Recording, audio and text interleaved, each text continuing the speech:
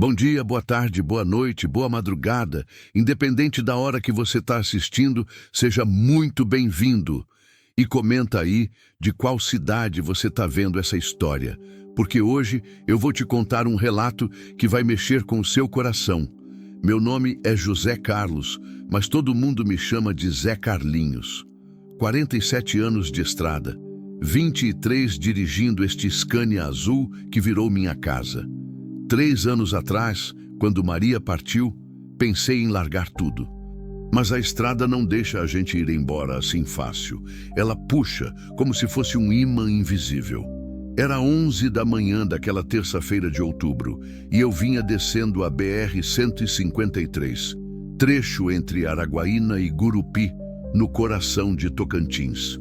O sol castigava o asfalto com uma força desgraçada, fazendo ondas de calor dançarem na pista à frente. O ar-condicionado do caminhão roncava baixinho, mas mesmo assim eu sentia o suor grudando a camisa nas costas.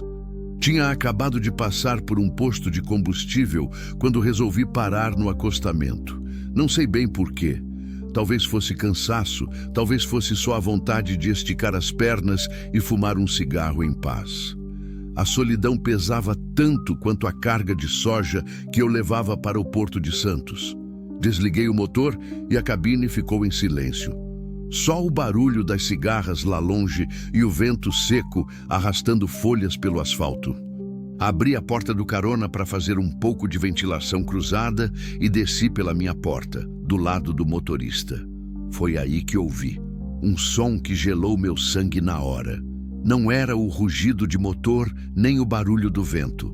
Era algo primitivo, selvagem. Um rosnado grave que vinha de algum lugar próximo, na beira da mata que margeava a rodovia. Caminhei até a frente do caminhão, fazendo sombra com a mão para enxergar melhor.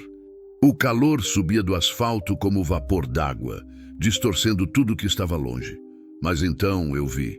Meu Deus do céu! A uns 50 metros da cabine, encostada num tronco de pequizeiro, estava uma moça nova. Não devia ter mais que 20 e poucos anos. O cabelo castanho claro estava todo desfeito, o vestido rasgado e sujo de terra vermelha. Ela se agarrava na árvore como se a vida dependesse daquilo. E dependia mesmo. Porque bem na frente dela, a não mais que 3 metros, uma pantera preta caminhava de um lado para o outro. O bicho era enorme, devia ter uns 2 metros de comprimento. As patas faziam barulho seco na terra e os músculos das costas se moviam debaixo do pelo preto que brilhava no sol. Fiquei paralisado por alguns segundos, tentando entender o que estava vendo. Pantera? Ali, no meio de Tocantins? Mas não tinha tempo para perguntas. A situação era clara. Aquela moça ia morrer se eu não fizesse alguma coisa. O coração começou a bater que nem tambor de festa junina. As mãos suaram frio, as pernas ficaram bambas. Por um momento, pensei em voltar para dentro do caminhão, ligar o motor e sair dali. Não era problema meu, não era responsabilidade minha. Eu tinha meus próprios demônios para carregar. Mas aí, olhei de novo para ela. Os olhos da moça encontraram os meus por um segundo. Era puro desespero, puro medo. Como se ela estivesse se afogando e eu fosse a única boia no meio do oceano. Naquele momento, vi Maria. Vi minha esposa no último dia no hospital, me olhando do mesmo jeito, pedindo para eu não deixar ela partir sozinha. E eu não pude salvar Maria. Mas talvez pudesse salvar esta. Olhei em volta, procurando alguma coisa. Qualquer coisa. No acostamento, meio enterrada na terra, tinha uma barra de ferro enferrujada. Devia ter caído de algum caminhão. Peguei ela com as 2 mãos, pesava uns 3 quilos. A pantera não tinha me visto ainda. Estava concentrada na presa, rondando baixinho, fazendo aquele som gutural que fazia a pele arrepiar. As garras arranharam o tecido do vestido da moça e ela soltou um gemido baixinho de terror. Era agora ou nunca. "Ei!" gritei com toda a força dos pulmões. O som ecoou pela estrada vazia. A pantera parou na hora e virou a cabeça na minha direção. Os olhos amarelos me mediram de cima a baixo, calculando se eu era ameaça ou apenas um estorvo.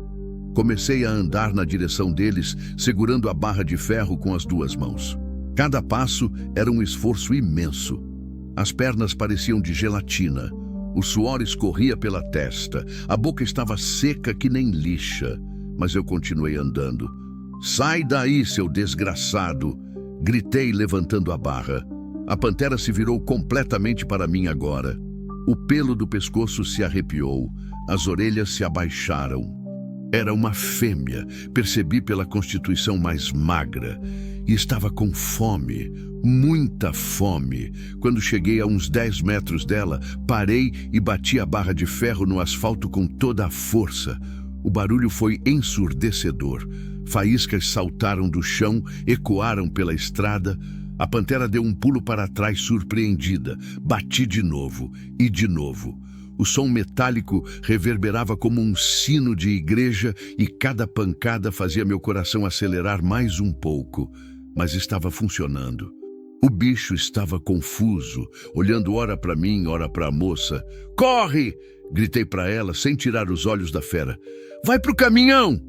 A moça se soltou da árvore e começou a correr, ou melhor, a se arrastar na direção do Scania. As pernas dela mal aguentavam o próprio peso. Estava machucada, talvez há horas naquela situação.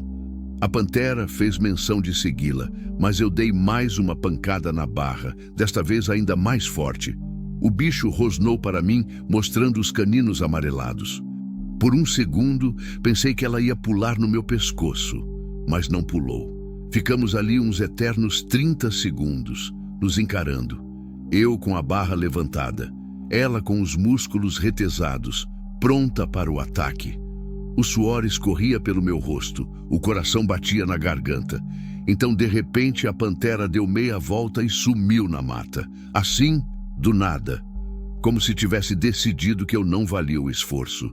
Deixei a barra cair e corri para o caminhão.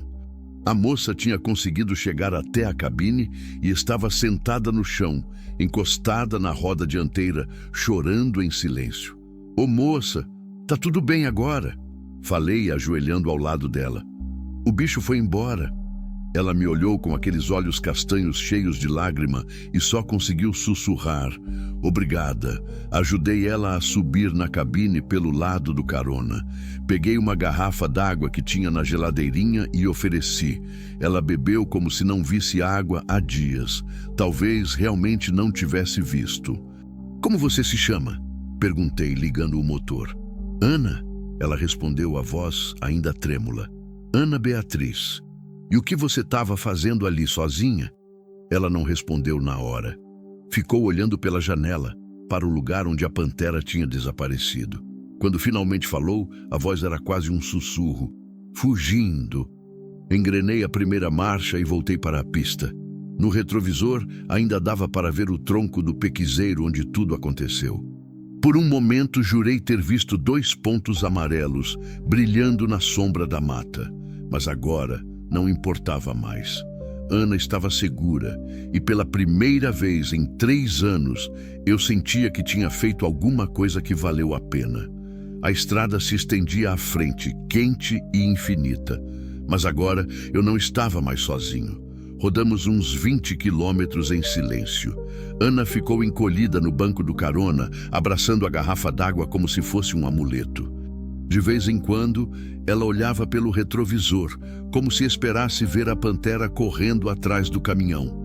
O ar-condicionado finalmente começou a fazer efeito, e o cheiro de medo e suor que vinha dela foi dando lugar ao aroma familiar de diesel e couro velho dos bancos. Liguei o rádio baixinho, uma música sertaneja que falava de amor perdido. Que ironia! "Você tá ferida?" perguntei, sem tirar os olhos da estrada. Ela passou a mão pelo braço esquerdo e fez uma careta. "Só uns arranhões." Nada grave, mas eu vi que tinha sangue seco na blusa e o jeito que ela se movia indicava que estava dolorida. Parei no primeiro posto que apareceu, ali perto de Colinas do Tocantins. Vamos limpar esses ferimentos, falei, descendo da cabine. Ana hesitou. Não precisa se incomodar. Moça, se infectar vai ficar pior. E depois não posso deixar você assim. Comprei alguns remédios básicos no balcão do posto. Água oxigenada, mercúrio, gás e esparadrapo. O frentista me olhou curioso quando viu Ana descendo do caminhão toda machucada, mas não fez pergunta. Aqui no interior, a gente aprende a não meter o nariz onde não é chamado. Fomos até a área de descanso dos caminhoneiros, umas mesas de plástico debaixo de uma cobertura de zinco. Ajudei Ana a sentar numa cadeira e comecei a limpar os ferimentos do braço dela. Eram arranhões fundos, mas nada que precisasse de hospital.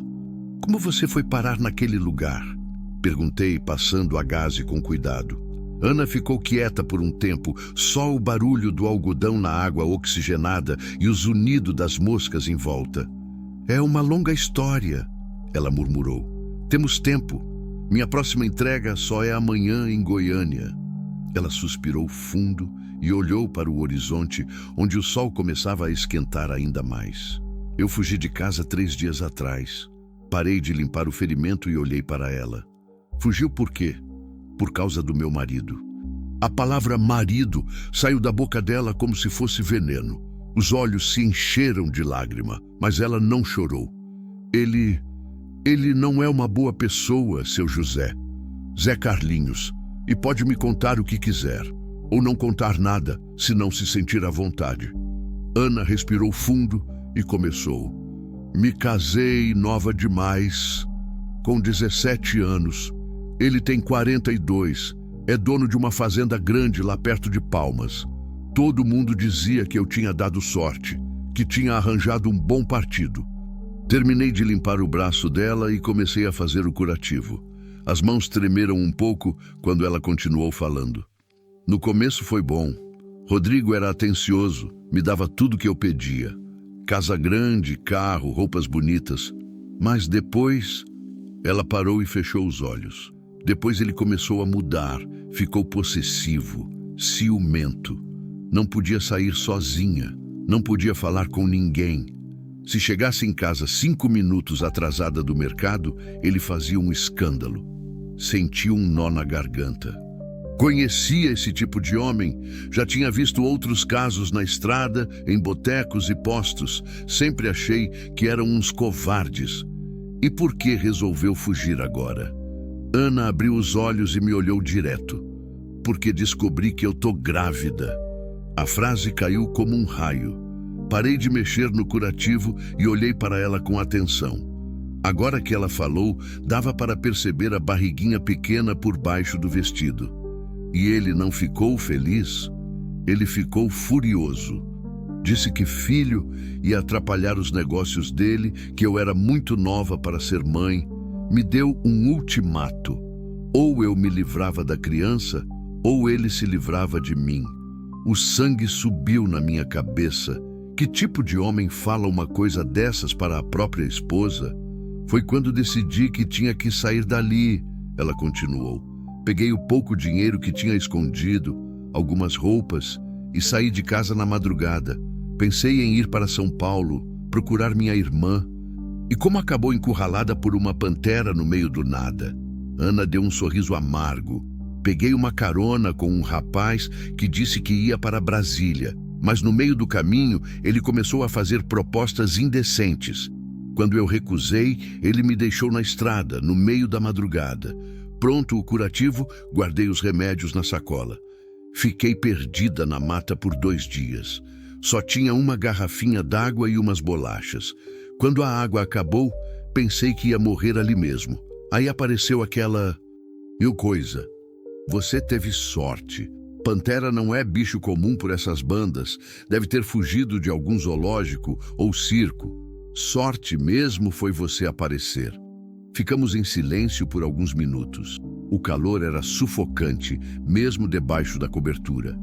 Ao longe, o barulho dos caminhões na estrada lembrava que o mundo continuava girando, mesmo quando a vida da gente virava de cabeça para baixo. O que você vai fazer agora? Perguntei. Não sei.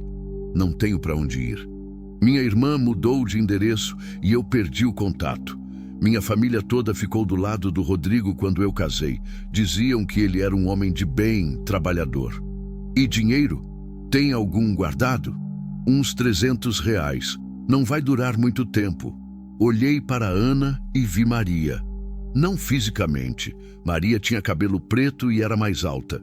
Mas vi o mesmo desamparo, a mesma fragilidade de quem não tem mais para onde correr. Escuta aqui, falei, me levantando. Você pode vir comigo até Goiânia. Tem uns conhecidos lá que podem te ajudar. Depois a gente vê o que fazer. Os olhos dela se iluminaram. Sério? Você faria isso por mim? Claro. Ninguém merece ficar jogado na estrada que nem um animal. Ana se levantou e me deu um abraço. Foi a primeira vez em 3 anos que uma mulher me abraçou. Senti um aperto no peito, uma mistura de saudade e esperança. Obrigada, Zé Carlinhos. Obrigada mesmo. Não precisa agradecer. A gente se ajuda na medida do possível. Voltamos para o caminhão. Ana parecia mais tranquila agora, mais segura. Mas quando passamos pela placa que indicava a saída para Palmas, ela se encolheu no banco e olhou pelo retrovisor de novo. Ele vai procurar por mim, murmurou. Quem? O Rodrigo. Ele tem amigos na polícia, conhece gente em todo o estado. Quando descobrir que eu fugi mesmo, vai mobilizar todo mundo para me encontrar. Senti um calafrio na espinha. A situação era mais complicada do que eu imaginava. Tem certeza? Tenho. Ele sempre dizia que se eu tentasse deixar ele, ia me caçar até o fim do mundo, que eu era propriedade dele. Apertei com mais força o volante. Pela primeira vez desde que saí do posto, me perguntei se tinha feito a coisa certa. Ajudar uma moça em apuros era uma coisa. Se meter numa briga de marido e mulher, ainda mais com gente poderosa, era outra bem diferente. Mas quando olhei para Ana, encolhidinha no banco, protegendo a barriga com as mãos, soube que não podia voltar atrás. Algumas decisões a gente toma com o coração, não com a cabeça. E o meu coração já estava decidido há muito tempo. Não se preocupa, falei, aumentando a velocidade. Enquanto você estiver comigo, ninguém vai te fazer mal. Ana me olhou com aqueles olhos castanhos, cheios de gratidão. Por que você está fazendo isso por mim? Nem me conhece direito. Fiquei pensando na resposta. Podia falar da pantera, da situação de perigo, da obrigação moral de ajudar o próximo. Mas a verdade era mais simples e mais complicada ao mesmo tempo, porque todo mundo merece uma segunda chance. Falei finalmente. E talvez eu também precise de uma. O Scania ronronava na estrada, levando a gente para longe do passado e na direção de um futuro incerto. No rádio, começou a tocar uma música que Maria gostava muito. Pela primeira vez em 3 anos, não mudei de estação. Deixei tocar até o fim. A tarde estava caindo quando chegamos em Paraíso do Tocantins. O céu tinha aquela cor alaranjada que só se vê no cerrado, e as primeiras estrelas começavam a piscar lá em cima. Ana dormia encostada na janela, a respiração pausada depois de horas de tensão. Resolvi parar num posto maior para abastecer e jantar alguma coisa. Tinha um restaurante anexo que servia uma comida caseira boa e Ana precisava se alimentar direito. Grávida e com o susto que levou, devia estar passando mal. Encostei o caminhão na área dos pesados e desliguei o motor. Ana acordou com o barulho e olhou em volta, meio desorientada. Onde a gente tá? Paraíso. Vamos comer alguma coisa e descansar um pouco. Ela esfregou os olhos e alisou o cabelo. Não sei se tenho fome. Você precisa comer, não é só por você agora. Ana pôs a mão na barriga e suspirou. Tinha razão, e ela sabia. O restaurante estava cheio de caminhoneiros jantando. O cheiro de carne assada e feijão tropeiro encheu meu nariz assim que entramos. Alguns conhecidos acenaram de longe, mas não vieram conversar. Melhor assim. Escolhemos uma mesa no canto, longe do movimento. Ana pediu um prato feito simples: arroz, feijão, um pedaço de frango grelhado. Eu pedi a mesma coisa, mas não conseguia comer direito. Alguma coisa me incomodava, um pressentimento ruim que não conseguia definir. Você tá bem? Ana perguntou, notando que eu apenas cutucava a comida. Tô sim, só pensando. No quê? Olhei em volta do restaurante antes de responder. 2 homens de terno, sentados perto da entrada, chamaram minha atenção. Não eram caminhoneiros, isso era certo, e um deles não parava de olhar na nossa direção. Ana, sem fazer movimento brusco, olha discretamente para a mesa perto da porta. 2 homens de terno. Ela fingiu que ia pegar o sal e deu uma espiada. A cor sumiu do rosto dela na hora. Meu Deus, sussurrou. É o Marcos e o Silvinho. Trabalham para o Rodrigo. Senti o estômago afundar. Já tinham nos encontrado. Oh, tem certeza? Absoluta. O Marcos é o capataz da fazenda. O Silvinho é meio parente do Rodrigo. Sempre faz os trabalhos sujos dele. Eles te viram? Acho que sim. Olhei de relance para a mesa deles. O tal do Marcos estava falando no celular, olhando direto para a gente. O outro, mais novo, tinha a mão dentro do paletó. Não precisava ser adivinho para saber o que tinha ali. A gente precisa sair daqui, agora. Como? Eles estão bloqueando a saída? Pensei rápido. O restaurante tinha uma porta dos fundos que dava para a cozinha. Se conseguíssemos chegar lá sem chamar atenção. Escuta bem, falei baixinho. Você vai se levantar devagar e ir para o banheiro. Fica lá dentro até eu te chamar. Eu vou dar um jeito de distrair eles. E depois a gente improvisa. Ana se levantou e caminhou na direção do banheiro, tentando parecer natural. Os 2 homens acompanharam o movimento dela com os olhos. Quando ela sumiu no corredor, eu me levantei também. Caminhei direto para a mesa deles. Boa noite, cumprimentei, puxando uma cadeira e sentando sem ser convidado. Os 2 ficaram surpresos. O mais velho, que devia ser o Marcos, era um sujeito grande, de bigode grisalho e olhar duro. O outro parecia nervoso. A gente se conhece? Marcos perguntou. Não, mas vocês conhecem a moça que estava comigo. Que moça? Não finge que não viu. Ana Beatriz, a mulher que vocês estão procurando. Marcos e Silvinho se entreolharam. O clima na mesa ficou pesado. Olha aqui, caminhoneiro, Marcos disse baixando a voz. Isso não é problema seu. A Ana é esposa do Dr. Rodrigo. Ela fugiu de casa e a gente só veio buscar ela. Fugiu por quê? Isso não te interessa. Interessa sim, principalmente se ela está pedindo ajuda. Silvinho se mexeu na cadeira, a mão ainda dentro do paletó. Escuta, brother, ele disse. A coisa pode ficar feia para você se continuar se metendo onde não deve. O Dr. Rodrigo tem amigos em todo o estado. Polícia, juízes, políticos. Um acidente na estrada pode acontecer com qualquer um. Era uma ameaça clara. Senti a raiva subir, mas me controlei. Não podia perder a cabeça agora. Deixa eu entender, falei fingindo calma. Vocês vieram aqui para levar uma mulher grávida à força para o marido que ameaçou se livrar dela? Ela contou isso para você? Marcos perguntou, franzindo a testa. Contou. E ainda contou outras coisas interessantes. Mentira. Ana não tinha contado detalhes, mas eles não sabiam disso. Que outras coisas? Sobre os negócios do Dr. Rodrigo, as terras que ele toma à força, o gado que some dos vizinhos, as ameaças que ele faz para quem não paga as taxas dele.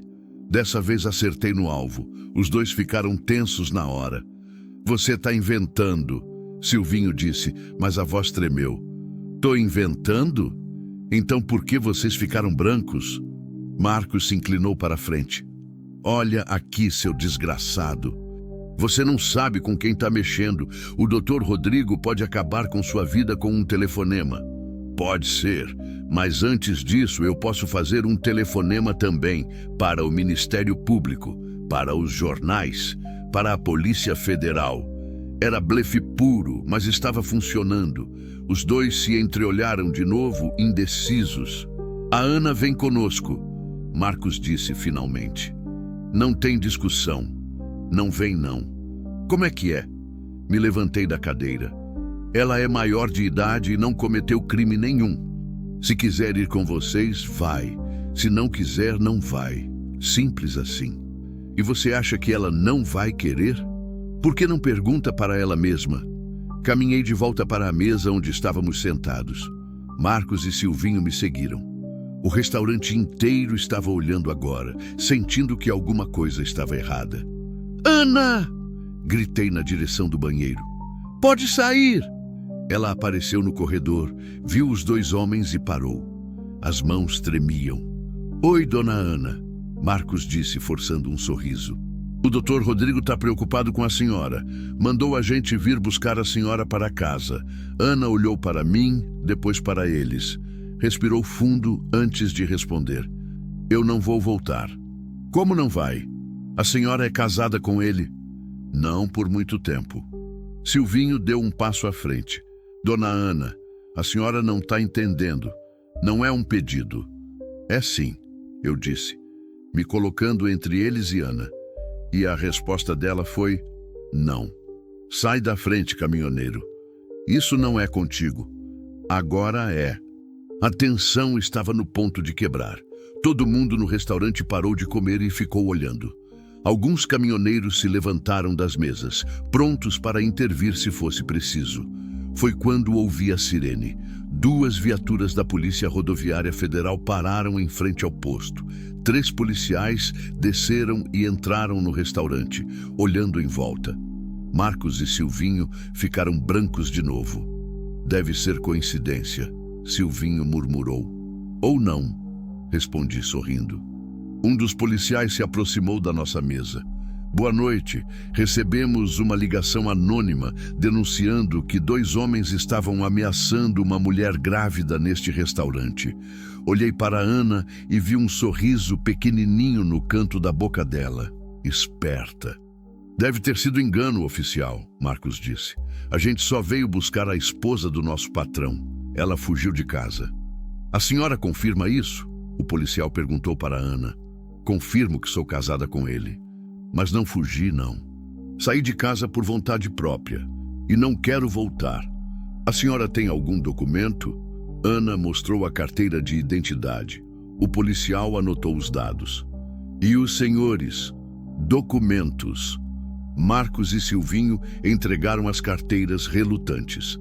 O policial anotou tudo e chamou os colegas no rádio para verificar se tinha algum mandado ou ocorrência. Bem, ele disse, depois de alguns minutos. Legalmente, a senhora é maior de idade e pode ir para onde quiser. Se não quer acompanhar esses homens, eles não podem obrigá-la. Mas oficial, Silvinho começou. Não tem mais. A conversa terminou aqui. Sugiro que os senhores voltem para casa e digam para o marido dela que, se quiser resolver isso, procure um advogado, do jeito civilizado.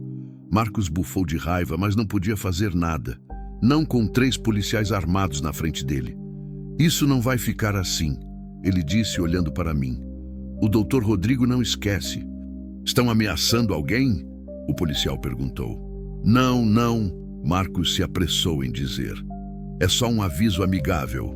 Então vão embora. Agora. Os 2 saíram do restaurante sem olhar para trás. Pelas janelas, vimos eles entrando numa Hilux preta e saindo em alta velocidade. A senhora vai ficar bem? O policial perguntou para Ana. Vou sim, obrigada. Qualquer problema, é só ligar para a gente. Os policiais saíram e o restaurante voltou ao normal. Ana se sentou pesadamente na cadeira. Como você ligou para a polícia? Perguntei-a do banheiro. Pedi para a moça da limpeza emprestar o celular dela. Muito esperta. Aprendi a ser. 3 anos casada com o Rodrigo ensina muita coisa. Pagamos a conta e saímos do restaurante. Mas quando chegamos no caminhão, eu vi que alguma coisa estava errada. Os 2 pneus do lado direito estavam furados. Filhos da mãe. murmurei. Ana olhou para os pneus e depois para a estrada. Eles não desistiram. Não mesmo. E agora a gente está encalhado aqui. Olhei em volta. O posto estava cheio, tinha movimento, os policiais ainda estavam por perto. Era seguro por enquanto. Mas e depois? E se eles voltassem durante a madrugada? Vou tentar arrumar um jeito de trocar os pneus amanhã cedo, falei. Hoje a gente vai ter que dormir aqui mesmo. Onde? Na cabine do caminhão. Tem 2 beliches. Você fica com o de cima, eu fico com o de baixo. Ana assentiu, mas eu via que ela estava com medo. E eu também estava. Porque agora eu sabia que isso era muito mais sério do que imaginava. E que o tal Dr. Rodrigo não ia desistir fácil. A noite prometia ser longa.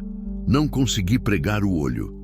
Ficei deitado no beliche de baixo, olhando para o teto da cabine, ouvindo cada ruído que vinha de fora. Ana estava no beliche de cima e, pela respiração irregular, percebi que ela também não dormia. Eram 2 da manhã quando ouvi o primeiro carro passando devagar pelo pátio do posto, muito devagar, como quem estava procurando alguma coisa. Levantei sem fazer barulho e espiei pela janelinha da cabine. Uma Hilux preta circulava entre os caminhões estacionados com os faróis apagados, só a luz de posição acesa. Ana, sussurrei. Eles voltaram. Ouvi ela se mexer lá em cima. Tem certeza? Absoluta. Tá vendo aquela caminhonete ali? Ela desceu do beliche e se espremeu ao meu lado na janelinha. O calor do corpo dela me fez lembrar de Maria nas noites frias, quando a gente se apertava debaixo da coberta. É eles? Ana confirmou, a voz trêmula.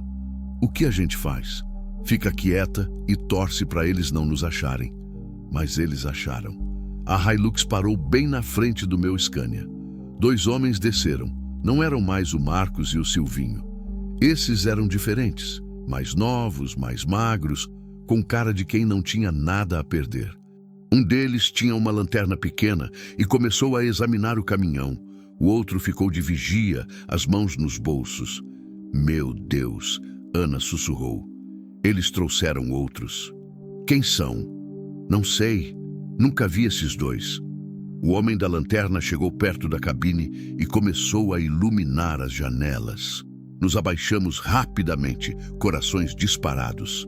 A luz passou por cima das nossas cabeças, varrendo o interior. Por alguns segundos eternos, ficamos ali agachados, sem respirar. Depois, ouvi passos se afastando. Espiei de novo. Eles estavam conversando baixinho perto da caminhonete. Um deles pegou o celular e fez uma ligação. Não, chefe, ouvi ele falar. O caminhão está aqui, mas não tem ninguém dentro. Deve ter ido dormir na pousada. Pausa. Pode deixar, a gente vai dar uma olhada. Ele desligou e falou alguma coisa para o companheiro. Os 2 caminharam na direção da pousada que ficava do outro lado do posto. Agora é nossa chance, falei para Ana. A gente vai sair pela porta de trás da cabine e se esconder atrás dos outros caminhões. E depois a gente improvisa. De novo. Saímos da cabine pelo lado oposto ao da pousada, agachados como ladrões. O pátio estava mal iluminado. Só alguns postes amarelados que criavam mais sombras do que luz. Corremos para trás de uma carreta de gado que estava estacionada uns 50 metros adiante. O cheiro forte dos bois mascarou nosso odor, caso eles tivessem cães farejadores. E agora? Ana perguntou ofegante. Agora a gente espera eles irem embora. E se não forem? Antes que eu pudesse responder, ouvi vozes vindo da pousada. Os 2 homens voltavam e não estavam sozinhos. Tinham acordado o dono do estabelecimento. Desculpa incomodar, seu Joaquim, um deles dizia. Mas a gente precisa encontrar esse casal. É uma questão de família, entende? Não vi ninguém, o homem respondeu sonolento. Só os caminhoneiros que sempre param aqui. Tem certeza? Uma moça nova, cabelo castanho e um caminhoneiro mais velho? Não vi não. A gente pode dar uma olhada nos quartos? Sem mandado judicial, não pode não. Houve uma pausa tensa. Depois ouvi o barulho de dinheiro sendo contado. E agora, mudou de ideia? Bom, se é só uma olhadinha rápida, malditos. Compraram o cara. Ficamos atrás da carreta por mais 1 hora, ouvindo eles vasculharem a pousada quarto por quarto. Alguns hóspedes reclamaram, houve discussão, mas no final eles verificaram tudo. Quando voltaram para o pátio, estavam irritados. Não estão aqui, um deles falou no celular. Deve ter ido embora a pé ou pegado carona com outro caminhoneiro. Pausa. Não, chefe. Os pneus ainda estão furados. O caminhão não saiu daqui. Outra pausa. Tá bom, a gente vai ficar de vigia até amanhecer. Se aparecerem, a gente pega. Meu coração afundou. Iam ficar a noite toda. Ana estava tremendo ao meu lado, mesmo com o calor. Tirei minha camisa e coloquei nos ombros dela. A gente vai ficar aqui até quando? Ela sussurrou. Até dar um jeito de sair. Como? Olhei em volta, procurando opções. Do outro lado do pátio, havia uns 3 caminhões estacionados. Se conseguíssemos chegar até lá sem ser vistos, talvez pudéssemos pedir ajuda a algum colega. Vê aquele Volvo ali? Apontei discretamente. Vejo. Conheço o dono. Chama-se Toninho. É gente boa. Se conseguirmos chegar lá... Como? Eles vão ver a gente. Era verdade. O espaço entre a carreta de gado e o Volvo era muito aberto. Íamos ser descobertos na certa. Foi quando a sorte resolveu ajudar. Um caminhão-tanque chegou no posto, buzinando para acordar o frentista. O barulho e o movimento distraíram os 2 vigias. Era nossa chance. Agora, sussurrei. Corremos agachados, usando o caminhão-tanque como escudo. Chegamos até o Volvo sem ser vistos e batemos na porta da cabine. Toninho, chamei baixinho. Sou eu, Zé Carlinhos. A porta se abriu e apareceu um homem negro, corpulento, de uns 50 anos. Carlinhos? Que diabos você está fazendo aí fora a essa hora? É longa história, brother. Posso entrar? Ele olhou para Ana e franziu a testa, mas abriu a porta. Entra logo antes que alguém veja. Subimos na cabine. Ana se espremeu no banco de trás e eu fiquei no do carona. Que merda é essa, Carlinhos? Toninho perguntou. Você tá com cara de quem tá fugindo de alguém. Mais ou menos isso mesmo. Contei a história toda para ele, desde o encontro com a pantera até a perseguição. Toninho ouvia em silêncio, balançando a cabeça. Cara, ele disse quando terminei, você se meteu numa enrascada grande. Eu sei, mas não podia deixar a moça na mão. E agora? O que vocês vão fazer? Precisava de uma carona até Goiânia. Meu caminhão tá com os pneus furados e tem gente vigiando. Toninho coçou a cabeça. Goiânia é justamente onde eu vou. Mas se essa gente descobrir que vocês estão comigo, não vai descobrir. A gente pode se esconder na carreta. Na carreta? Cara, eu tô carregando fertilizante, químico pesado. Vocês podem morrer lá dentro. E se ficarmos aqui, a gente morre também, só que de uma forma mais rápida. Ana se pronunciou pela primeira vez. Por favor, seu Toninho, eu prometo que a gente não vai trazer problema para o senhor. Toninho olhou para ela, depois para mim. Suspirou fundo. Tá bom, mas vocês vão ter que viajar na parte de cima da carreta, onde fica a tela de proteção. É perigoso, mas pelo menos vocês não morrem envenenados. A gente aceita. E outra coisa, se a polícia parar a gente, vocês não me conhecem. Entendido? Entendido. Toninho olhou pela janela. Os 2 vigias continuavam lá, agora encostados na Hilux, fumando. A gente vai ter que esperar eles se distraírem de novo. Aí vocês correm para trás da carreta e sobem pela escada lateral. Tem uma lona ali em cima onde vocês podem se esconder. Esperamos mais meia hora. Outro caminhão chegou para abastecer e os vigias se afastaram um pouco para observar. Agora, Toninho sussurrou. Saímos pela porta de trás da cabine e corremos para a carreta. Subimos pela escadinha de ferro que ficava na lateral. Lá em cima havia um espaço pequeno entre a carga e a lona de proteção. Apertado, mas dava para 2 pessoas deitadas. Nos esprememos ali embaixo da lona. Ana ficou do meu lado, tremendo de medo e de frio. O cheiro do fertilizante era forte, químico, queimava a garganta. Vai dar tudo certo, sussurrei no ouvido dela. Como você pode ter certeza? Não posso, mas tenho que acreditar. Ouvi Toninho ligando o motor. O Volvo começou a roncar e senti a carreta se mexer. Estávamos partindo. Pela fresta da lona, vi os dois vigias correndo na direção da Hilux. Tinham percebido que alguma coisa estava errada. Eles vão seguir a gente. Ana murmurou. Deixa eles tentarem. O Toninho conhece essas estradas como a palma da mão. O caminhão ganhou velocidade e entrou na rodovia. No retrovisor da carreta, vi os faróis da Hilux se aproximando. A perseguição tinha começado. Ana agarrou minha mão com força. Estava gelada, mesmo com o calor da madrugada. Zé Carlinhos? Que foi? Se a gente não conseguir escapar, se eles pegarem a gente, não vai acontecer. Mas se acontecer, eu quero que você saiba que eu sou grata por tudo que você fez. Ninguém nunca se arriscou tanto por mim. Olhei para ela através da escuridão debaixo da lona. Os olhos dela brilhavam com lágrimas. Não fala assim, a gente vai sair dessa. Como você pode ser tão positivo?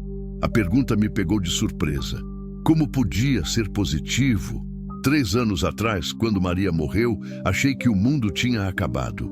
Parei de acreditar em quase tudo. Nas pessoas, no futuro, na possibilidade de ser feliz de novo.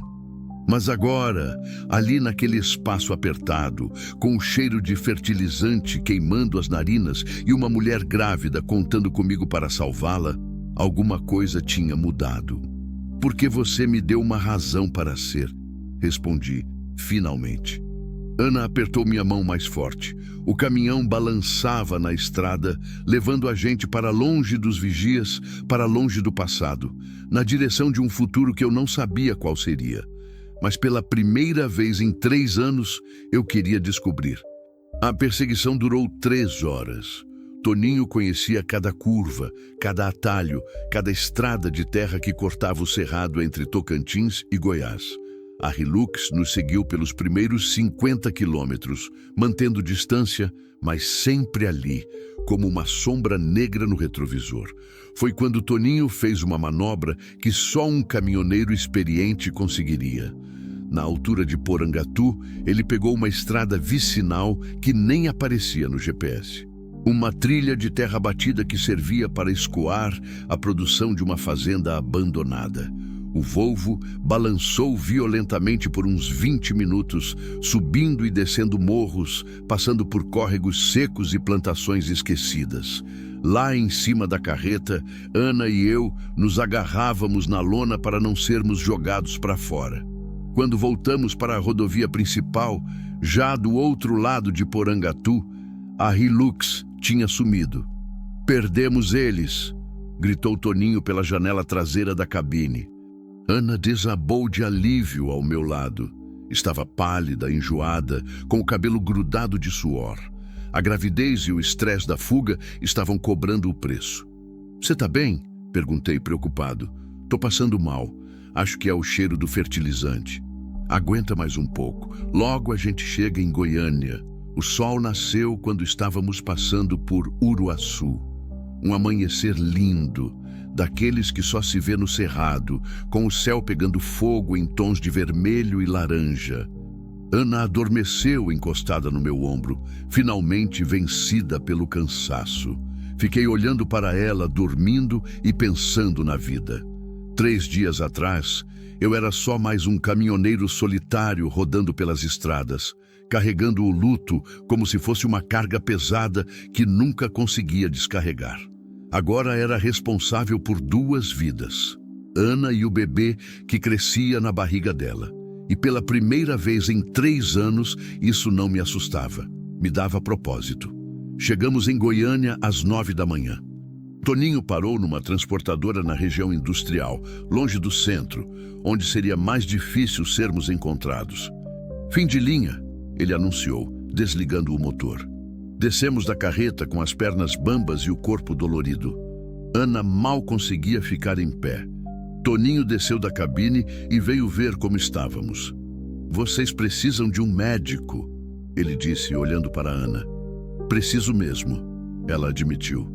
Tô sentindo umas dores estranhas. Senti o sangue gelar. E se alguma coisa tivesse acontecido com o bebê durante a fuga? Conheço uma médica aqui perto, Toninho disse. Dona Conceição. Atende num postinho de saúde. É gente boa, discreta. Pode levar a gente lá? Posso, mas primeiro vocês precisam se limpar e comer alguma coisa.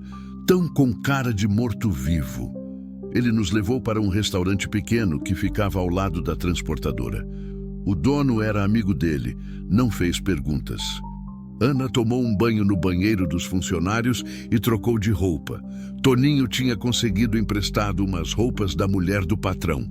Eu também me limpei e comi um prato de comida pela primeira vez em quase 24 horas. Só aí percebi o quanto estava faminto. E agora? Ana perguntou enquanto comíamos. Para onde a gente vai? Primeiro vamos no médico, depois a gente vê. Zé Carlinhos, eu não posso ficar dependendo de você para sempre. Você já fez demais. Não é quem disse que é dependência? Como assim? Parei de comer e olhei para ela. Tinha pensado nisso durante toda a madrugada, lá em cima da carreta, ouvindo ela respirar ao meu lado. Ana, eu vou fazer uma proposta para você. Pode dizer não, sem problema.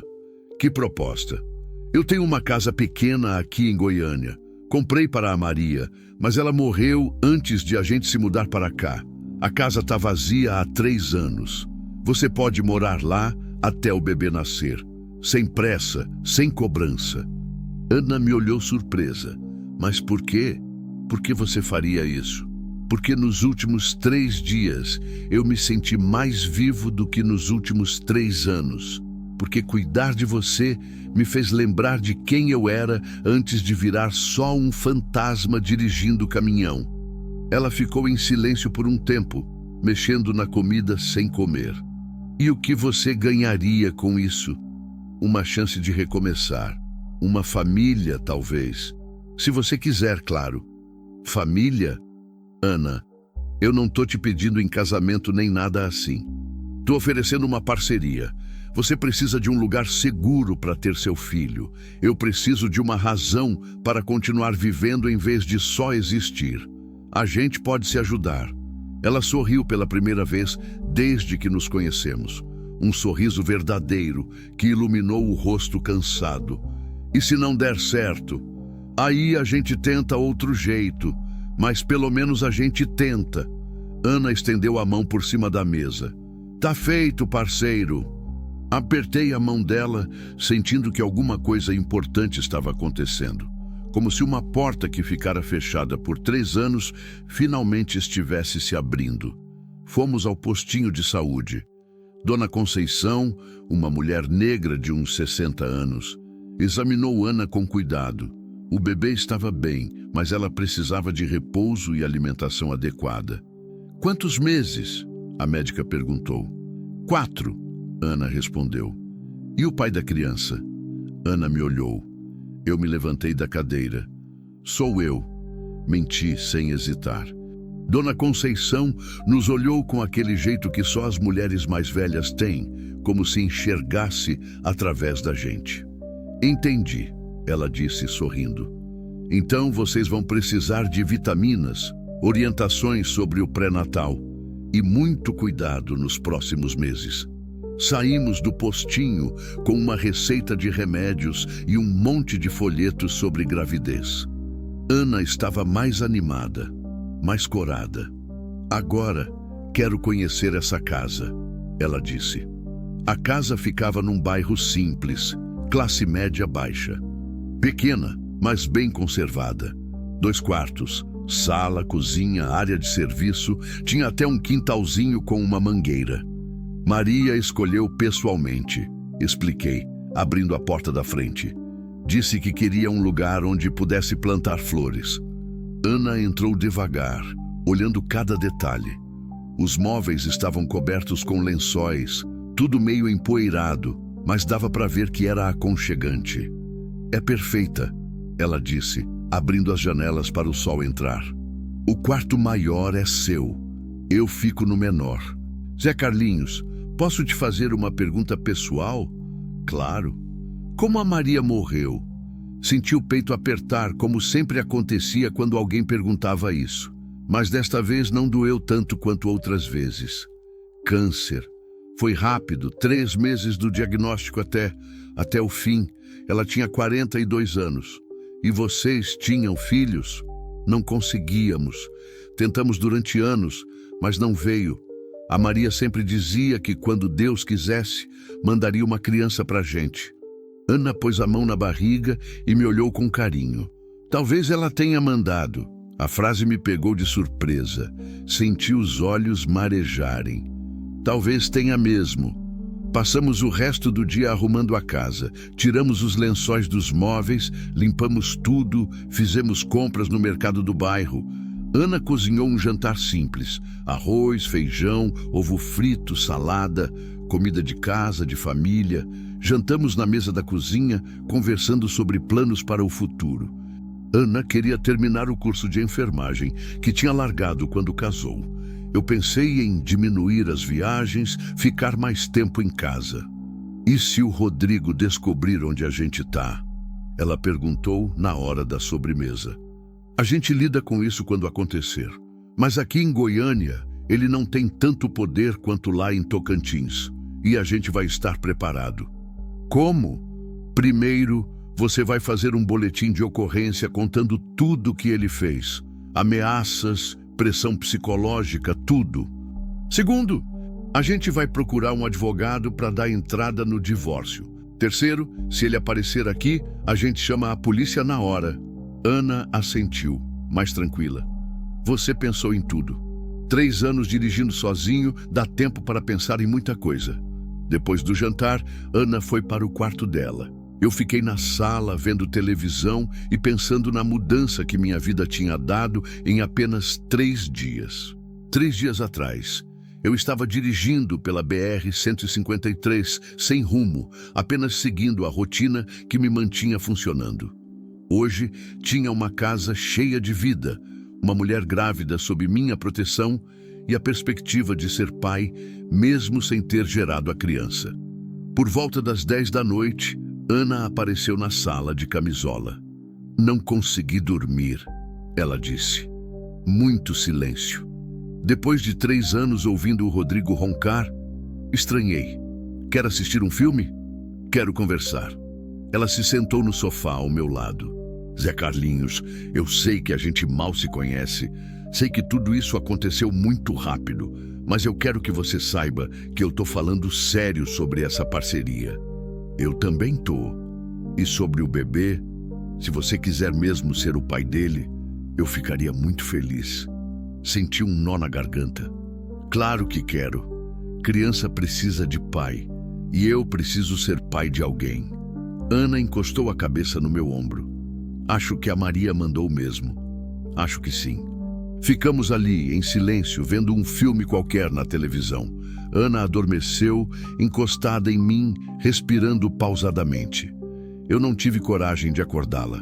Pela janela da sala, via as luzes da cidade piscando. Goiânia dormia tranquila, e pela primeira vez em 3 anos, eu também me sentia tranquilo. Não sabia o que o futuro reservava. Se o Rodrigo ia nos deixar em paz, se Ana e eu íamos dar certo como família, se eu seria um bom pai para aquela criança que nem era minha biologicamente. Mas sabia uma coisa, tinha voltado a acreditar que valia a pena tentar. E isso já era muito mais do que tinha há 1 semana. Ana se mexeu no sono e murmurou. Obrigada, Zé Carlinhos. Obrigado você, sussurrei de volta. Lá fora, um caminhão passou na rua, buzinando baixinho na madrugada.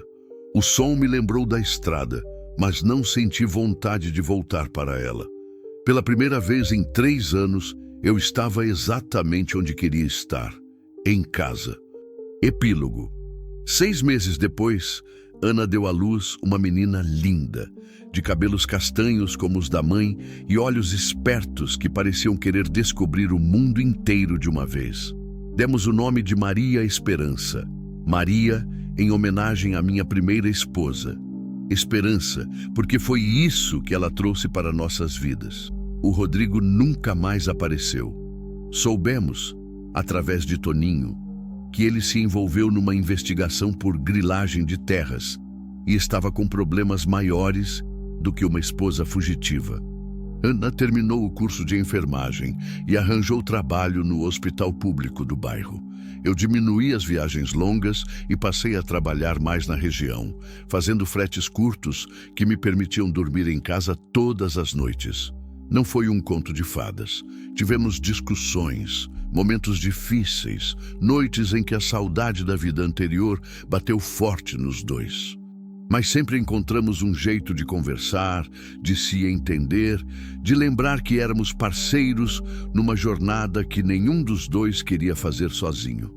Maria Esperança deu os primeiros passos no quintal da casa, debaixo da mangueira que finalmente deu frutos.